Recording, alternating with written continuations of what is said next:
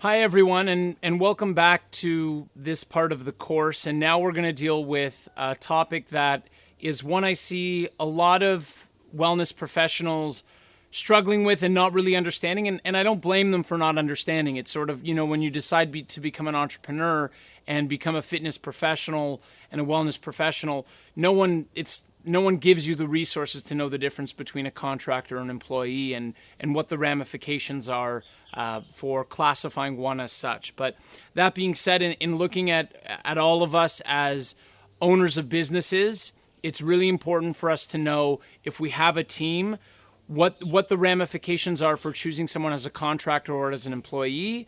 And also even from, if the way that you work is on the side where, you work for another business, and how do they classify you and what are the implications for you as well. So the overview for this lesson is just going to be having everyone leave with an understanding of what the distinction between a contractor and employee is and what the ramifications of making such a decision are for you and your business.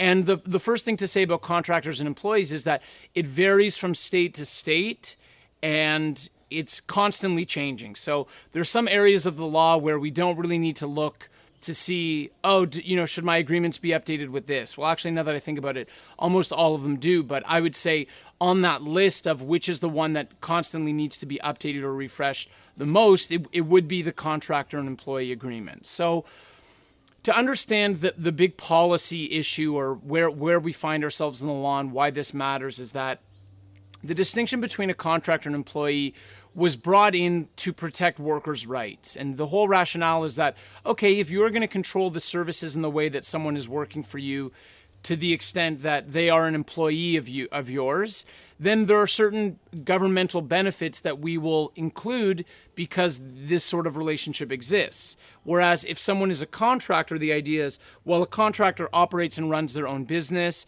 and has the freedom to make their own schedule, come and go as they please. They can earn more money based on the performance of their work. And really what they do is outside the scope of the core services of your business. And that's the major distinction, that it always comes down to control. How much control do you have over the way that the work is being done? If you are telling people, hey, this is the method of training that we do, and you have to do exactly this method every single time in every class, that's an employer-employee relationship. If you're telling someone how to provide the services, they're an employee of yours. Conversely, if you let someone choose their own schedule and use their own equipment and they invoice you, and taxes are not deducted to the government on their behalf, and you don't really oversee anything that they do, they just come in and provide a service for you, then that would be an example of a contractor. Just to right out of the gate, here's the best example. The team that I'm working with who's helping to film this online course, they are contractors. I'm a lawyer, I operate a law firm. The core service that I offer is drafting legal agreements.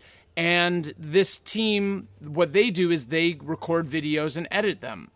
And so I'm not looking at the camera with him, telling him what to do, or I'm not, going into the editing suite and the software to give feedback about how it should be done. It's sort of like, cool, I don't know anything about videos, so how about you just record me and send it to me when you can? And that's how you want to think of it. The other example that I'll always give when I'm giving talks or lectures is a plumber. The plumber's the standard contractor, because you don't want to be controlling the way those services are done, and you have no control over it. You call the plumber, you say that you need something done, they'll give you a window of when they'll come. That, it always sucks getting that window where they're like, oh, between 8 a.m. and 5 p.m.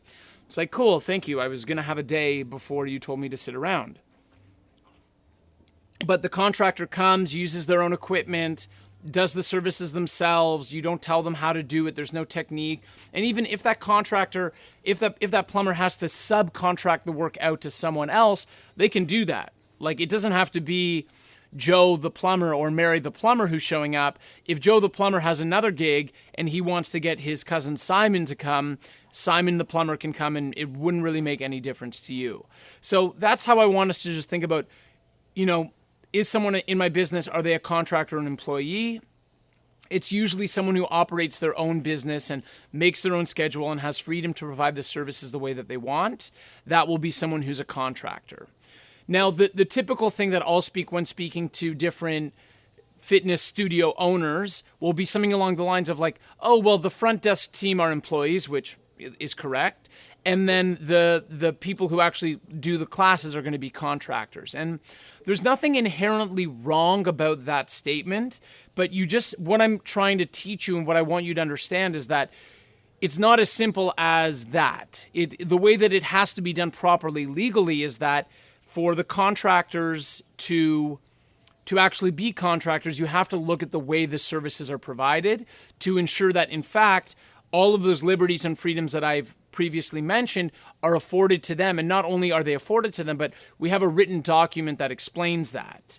And so one of the most frequent questions I'll get is why do I need a contract or an employment agreement? And the truth is, when it comes to the distinction between a contractor and an employee, it doesn't matter what the title on the contract says, right? So let's say you've got an agreement and at the top it says independent contractor agreement, but the substantive part of that agreement, all you're doing is saying, well, you've got to show, you always have to provide the services from our location, and you have to show up at this time, and these are the only hours we have available to you, and you always have to do this work in this specific way, and all of these other things. The fact that you called that a contract agreement doesn't really matter. It maybe makes up 1% of the equation in determining whether or not they're a contractor or an employee, but more so it'll always come down to the way that the services are provided. And that the reason why you want to have a strong legal agreement in your favor is that, okay, cool, I've made the decision to go with contractors. Now I need to have a legal agreement that really reflects that type of relationship. And what I'll say to you is brace yourself, because the way they're going to be offering their services are different, and business owners just have to accept that. It often happens with clients where I'll say, okay, cool, let's go with contractors, but this is what it's going to look like. And there's a moment where they're shocked, where they're like, oh, but I need to have more control in that. And I'll say, well, if you want more control, you should have employees. And so the big thing to understand is when it comes to the distinction between contractors and employees, the penalties for misclassification are severe and very significant. And I've been through it with clients before. I have one story specifically where a client got audited. There was a complaint made against them by one of the teachers at a studio who said, I've been treated like an employee all along, even though my boss claimed that I was a contractor. And they made some complaints. The studio did not comply or respond appropriately. And then that person said, okay, well, I'm just going to write a letter to the government and let them know what's going on because I want to claim unemployment insurance. And through that process, that business was flagged, and the government tax authorities began looking into the issue. And not only did they find they've been treating everyone like employees but calling them contractors in this specific example, they've also been doing this for years. And the government doesn't like that, because the government prefers for you to have employees so that everyone's paying government taxes and insurances and benefits, and that the system's growing that way. If everyone could just hire a contractor, it would make things a lot more difficult for the government to receive the types of money that they want to need and also offer the programs that they want to offer. So what happened with that client was they ended up being charged back taxes for years, and then penalties on the unpaid back taxes, and just not fun.